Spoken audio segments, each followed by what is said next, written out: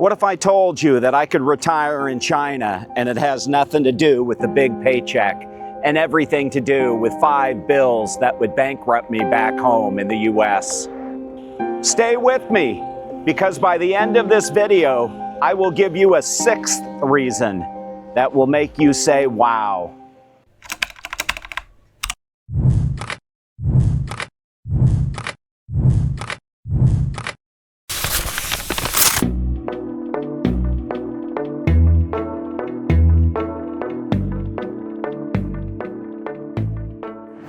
Hey, this is Chris. Welcome back to the channel. If you're new here, 16 years plus. That's how long I've lived in China. I came here for a 90-day project. 90 days. Think about that. And somewhere in those 16 years, something happened that nobody back home ever warned me about. I started winning with money, and not because I hit the lottery. Not because I got some crazy raise, because the cost of living let me keep what I've earned and stack it for my family. Today, I'm going to tell you exactly why I'm successful in China, and it comes down to one word: savings. Keep watching this video. It's going to be a good one. 5 things: medical, transportation, housing, food, and free entertainment right here in the city. Places like Talent Park in Shenzhen, where I'm standing right now, surrounded by skyscrapers. And it cost me nothing. And not to mention other free activities like visiting local museums that are free or cost little money. Every one of those low-cost pieces has allowed me to stockpile savings for my future retirement, for myself and my family. Now compare that to the US. Everything I just named would cost you a fortune. I would not be able to save. I would not be able to retire. I would basically need to work my entire life just to survive and take care of my family.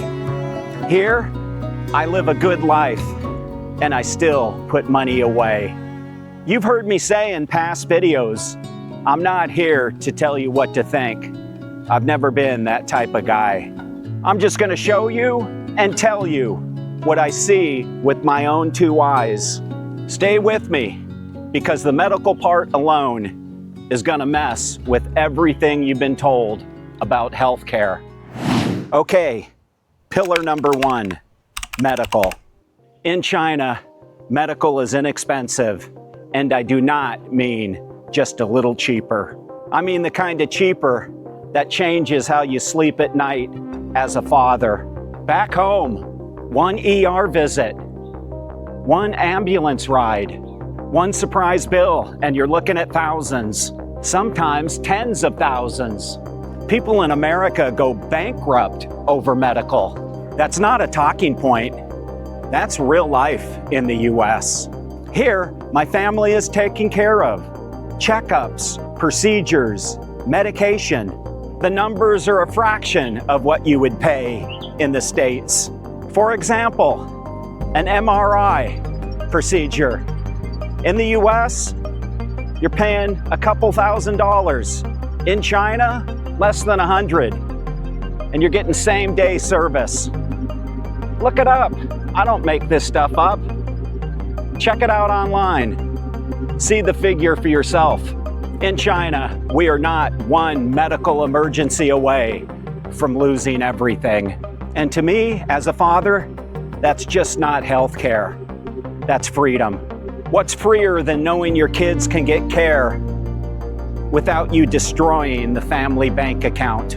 I hope you're still watching, because the next part is where the savings start stacking for real. And before somebody starts jumping in the comments and says, Chris, you're cherry picking, okay, stick with me. Let me show what some real Americans pay every single day.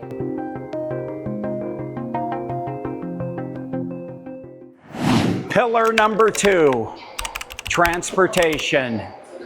In China, Transportation is inexpensive. And I'm talking everyday life, not vacation mode. Metro, clean, safe, on time to the second. I move around this city, then less than $1 US. No car payment, no insurance, no gas, no parking stress, no sitting in traffic, burning money and time. Need another city? High-speed rail. I've done whole videos on this. Build, build, build. Hop on a train and be anywhere you want in hours for a price that would make an American airline blush. Back home, car note, insurance, gas, repairs, tolls, parking, all of it. And if you have a family and you live in a big city, oh yeah, a second car. That's hundreds a month before you even leave the driveway. Here, that money stays in my pocket every month, month after month, year after year. 16 years of not bleeding money into a car lifestyle. That's not small. That's retirement fuel. And that is the truth. Okay, let's talk pillar number 3, housing. Housing in China, relative to what I'd be paying for a comparable life in a major US city, is inexpensive. And this one hits different because housing is a big deal. The one that keeps Americans trapped.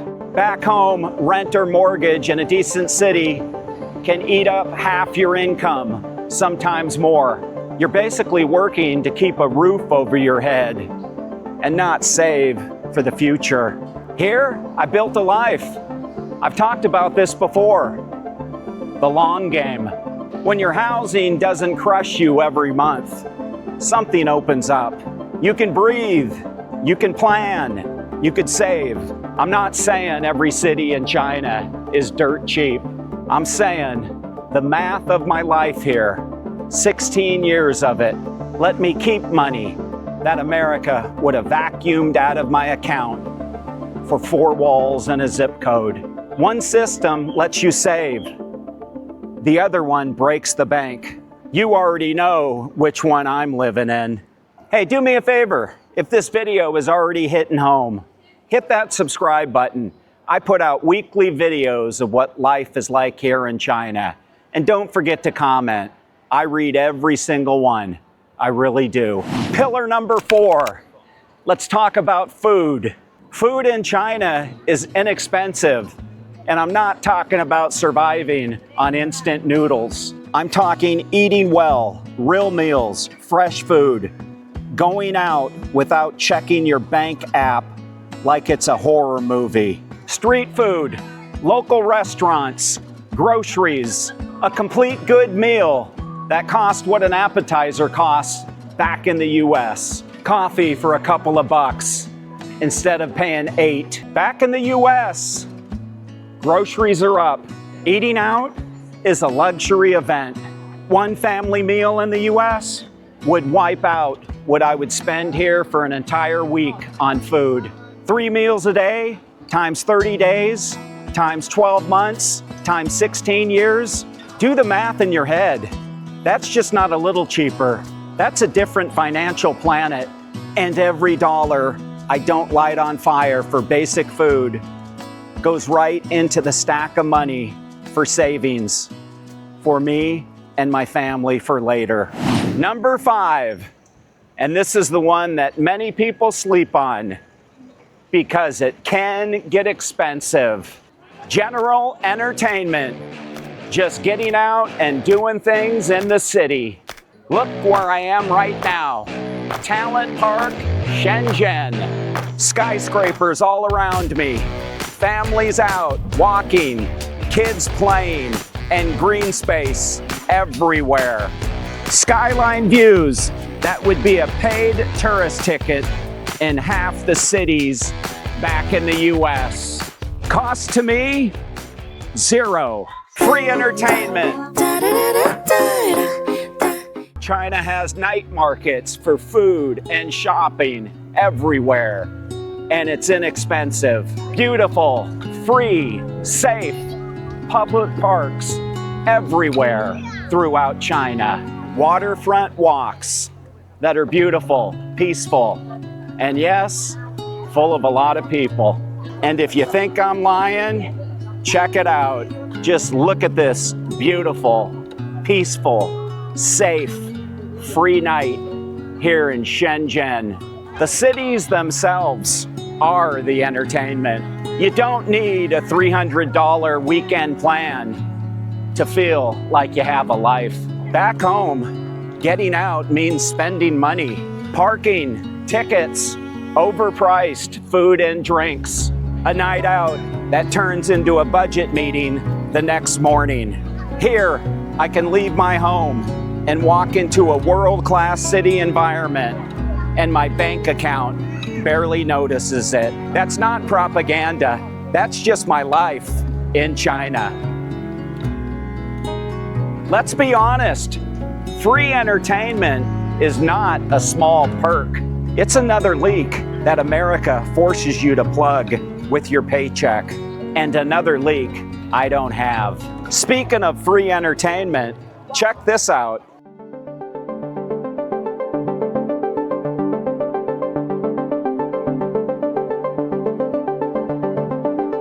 Amazing, remarkable. This is extraordinary and beautiful, all in one.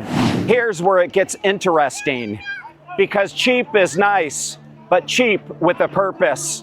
And that's what the whole game is about. So where am I going with all of this? Medical, transportation, housing, food, free city life.